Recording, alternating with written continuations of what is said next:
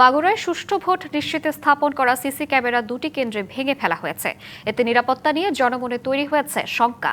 ৩০১টি vote কেন্দ্রের অনেকে বিদ্যালয়, লোকালয় থেকে দূরে স্থাপন হওয়ায় সিসি ক্যামেরাগুলো অরক্ষিত বলছেন স্থানীয়রা। তবে প্রশাসন বলছে জোরদার করা হয়েছে নিরাপত্তা।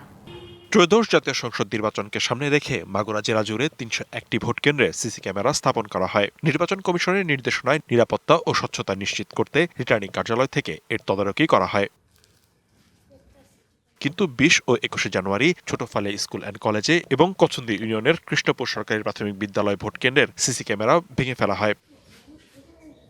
বিদ্যালয় দুটিতে নামমাত্র নৈশ প্রহরী থাকায় আগে থেকেই চুরির শঙ্কা ছিল। এ ঘটনায় সদর থানায় সাধারণ ডায়েরি করেছে বিদ্যালয় কর্তৃপক্ষ। সন্ধ্যা ৭টা থেকে ৭:৩০ সাড়ে ৭টার মধ্যে কে বা কাহারা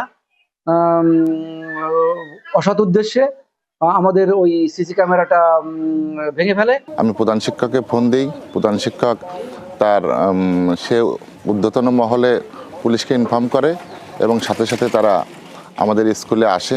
এদিকে নির্বাচনের আগে এ ধরনের ঘটনায়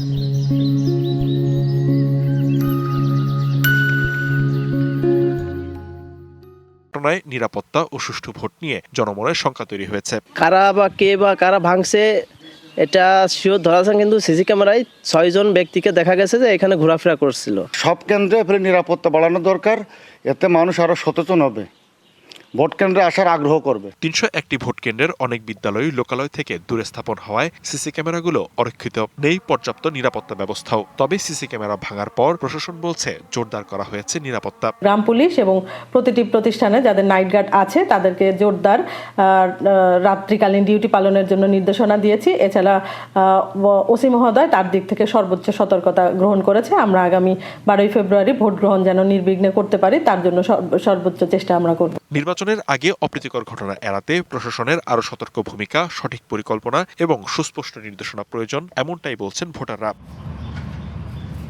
ডিবিসি নিউজ ডেস্ক।